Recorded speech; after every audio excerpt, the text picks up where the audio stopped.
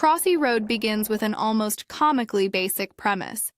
Get your character from the bottom of the screen toward the top by hopping across an endless procedurally generated gauntlet of roads, rivers, train tracks, and other hazards. But it's in the way the game layers interaction, feedback, and variety on top of this simple idea that it becomes more than just a mobile distraction. It becomes one of the most finely tuned arcade experiences of the past decade. The first thing you notice, beyond the minimal menus and near-instant load time, is how tactile the hopping feels. Each tap moves your little character exactly one space forward, accompanied by a satisfying, almost toy-like thunk sound that makes every hop feel distinct. Swipe left or right and there's a tiny, crisp slide animation. Swipe back and your character shuffles, with a slight hesitation as if second-guessing the choice, which somehow adds to the tension when a roaring semi is just a block away. These micro moments, the tiny flourishes in animation and sound, are not just aesthetic. They become part of the muscle memory loop that keeps you engaged. From a design perspective, the procedural generation is masterclass level. The game isn't random, chaos. It uses deliberate patterns that shift subtly with every run. One session might give you long stretches of gentle traffic, with wide forgiving gaps between cars, only to suddenly throw in a cluster of rapid-fire trains where your timing has to be perfect. Another might weave together rivers with fast-moving logs and patches of lily pads that appear and vanish just quickly enough to make you nervous.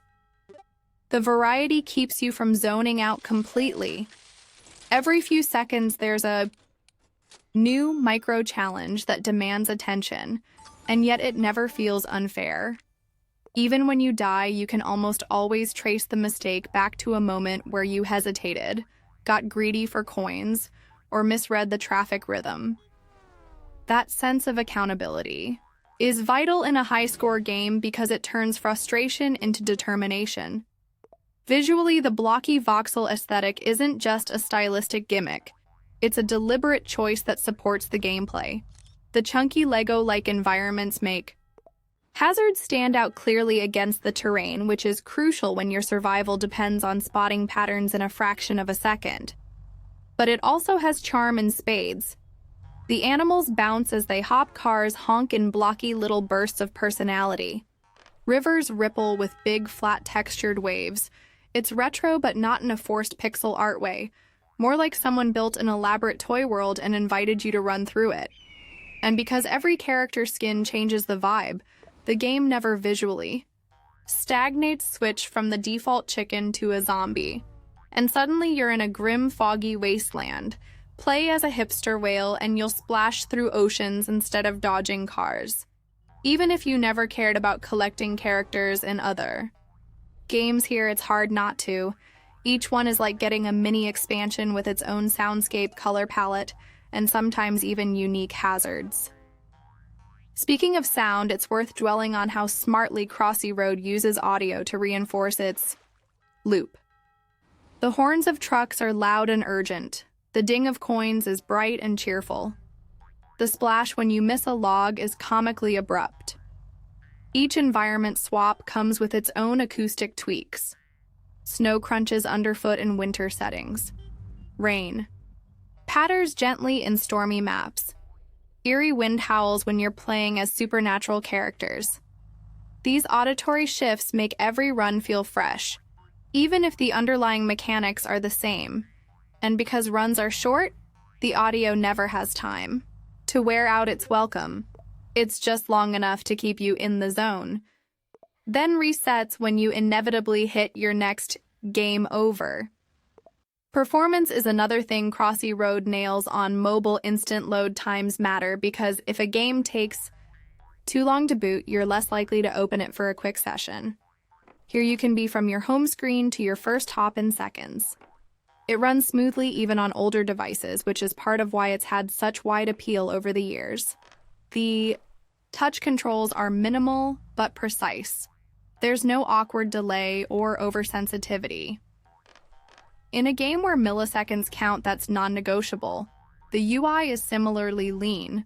No bloated menus or confusing navigation, just a few big buttons and an obvious play prompt. The monetization model deserves credit too. Many free-to-play arcade titles drown you in pop-ups, timers, and aggressive upsells. Crossy Road keeps it light.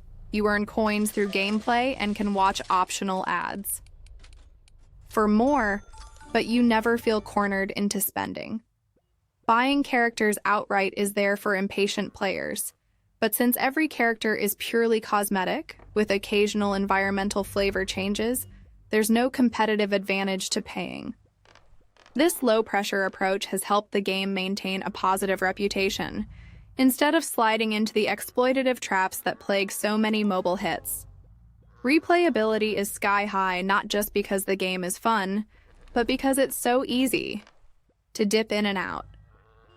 There's no long-term grind demanding your attention, but there's always the temptation to beat your personal best or try out that new character you just unlocked. The risk-reward balance is finely tuned. Going for coins or pushing further into a dangerous section might boost your score, but it might also end your run.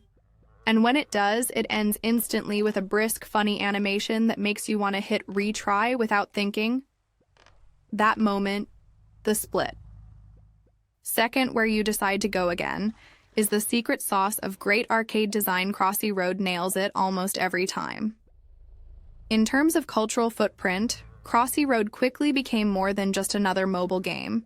It's been ported to Apple TV, integrated into arcade machines, and even inspired spin-offs like Disney Crossy Road, which reskins the formula with movie-themed worlds and characters.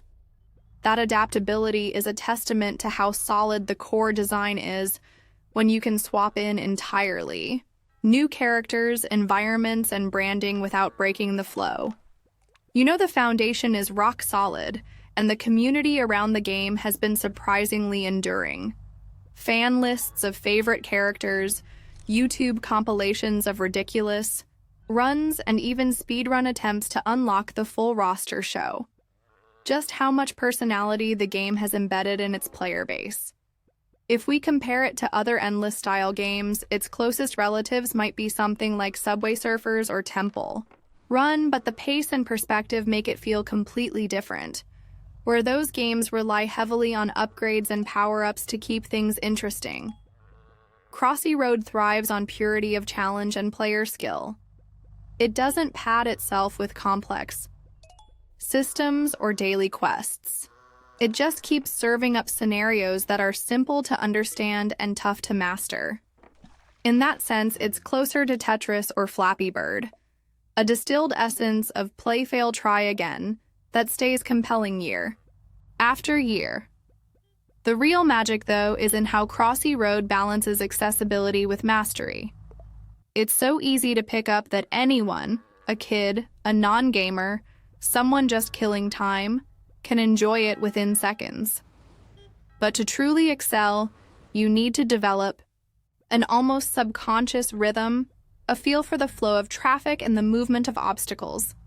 You start to read the game like sheet music, anticipating beats and rests, knowing when to hold back and when to commit. And that's why it stays in your rotation for months, even years.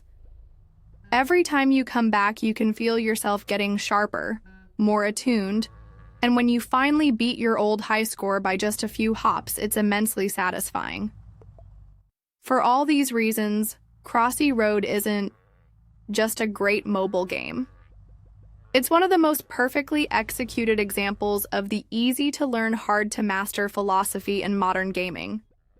It's timeless not because of flashy graphics or sprawling content, but because its core loop is so tight, so rewarding, and so endlessly replayable. You can play it for 30 seconds while waiting in line or lose yourself in it for an hour chasing that next perfect run, and it works equally well in both cases. Years after its release, it still feels fresh, still earns its spot on home screens, and still manages to make something as mundane as crossing a road feel like a little adventure every single time. Until next time, may peace, a smile, and a warm heart be with you. Enjoy the gameplay, and I'll see you tomorrow.